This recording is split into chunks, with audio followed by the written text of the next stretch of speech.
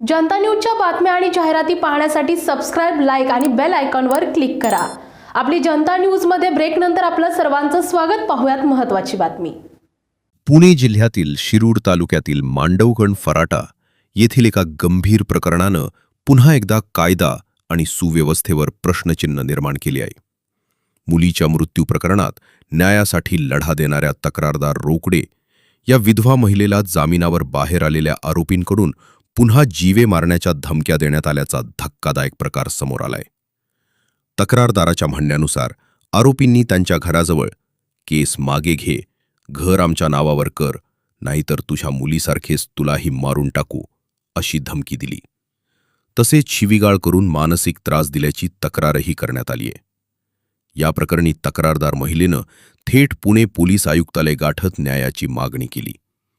त्यानंतर लक्ष्मीनगर पोलीस ठाण्यात वरिष्ठ पोलीस निरीक्षक रवींद्र कदम आणि गुन्हे पोलीस निरीक्षक उमेश गीते यांच्याकडे तक्रार दाखल करण्यात आली। या तक्रारीवरून BNS कलम 352 आणि 351 अंतर्गत गुन्हा दाखल करण्यात आलाय।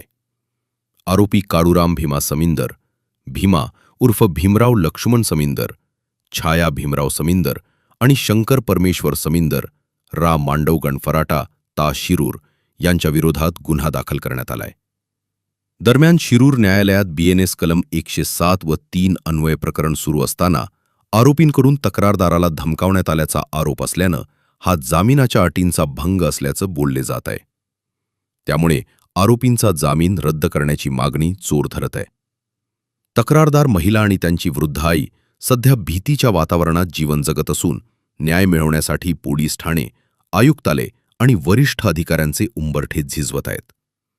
पुणे ग्रामीण पोलीस अधीक्षक संदीप सिंग गिल आणि पुणे पोलीस आयुक्त अमितेश कुमार यांच्याकडेही या प्रकरणाची दखल घेण्यात आली आहे। आता शिरूर पोलीस स्टेशन आणि लक्ष्मीनगर पोलीस स्टेशनचे वरिष्ठ अधिकारी या गंभीर प्रकरणात नेमकी कोणती कारवाई करतात, आरोपींचा जामीन कधी रद्द होतो आणि पीडित महिलेला न्याय मिळतो का, याकडे सर्वांचे लक्ष लागले। तर आकांक्षा रोकडे या मुलीला औषध देऊन तिच्यावरती अत्याचार करून या ठिकाणी तिला औषध देऊन, उंदराचं औषध देऊन तिला मारण्याचा प्रयत्न केला होता आणि ती मृत्युमुखी देखील पडली होती। त्याच्याच आरोपामध्ये 6 आरोपी अटकेत आहेत। 5 आरोपी अटकेत होते आणि 5 आरोपी अटकेत असताना शिरूरमधून लक्ष्मीनगरमध्ये येऊन आरोपींना न्यायालयाने दिलेल्या जामिनाचं उल्लंघन करणे, त्यांचं अटी शर्तीचा भंग करणे आणि त्यांना धमकावणे, त्यांना केस मागे घे, गुन्हा मागे घे अशी धमकी देणे। काय प्रकरण आपण त्यांच्याकडे नक्की जाणून घेणार आहोत। ती मांडवगणला काही यायची, मांडवगणला का तुमचं गाव मांडवगण नाहीये, काय नाहीये, तुम्ही इकडे यायचं नाहीये अजिबात, नाही तर तुला मी मारून टाकतो, तशी तुझ्या पुरीला मारून टाकते, तशी मी पण तुला मारून टाकते।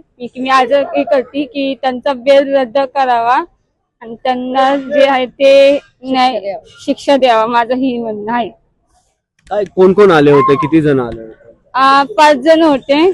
काळू भीमा समिंदर, छाया समिंदर, भीमराव लक्ष्मण समिंदर आणि दादा दशरथ समिंदर आणि रवी। आणि काय बोलले तुम्हाला हे सगळं? मला येऊन धमकी द्यायला लागले की तुम्ही काय केलं? मी घाबरले, ह्याच्यात मी त्यांना म्हणलं असं हे करत, ते पळून गेले असते, म्हणजे धमकी देऊन असं हे करून मी मागणी आता तुम्ही? मला ना न्याय द्यावा, मला एवढंच की त्यांचे बेल रद्द करावा असं माझं। त्याला मी बोलत होते, तू इथं घरी कशाला येतो, तर मला असं वाटलं की आकांक्षाने काहीतरी केलंय म्हणून मी येत होतो इथं।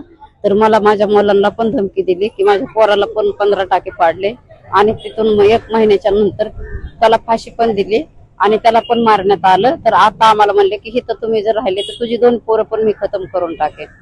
मला एवढेच पाहिजे की मला न्याय पाहिजे, की मला त्यांच्यापासून धोका आहे म्हणून।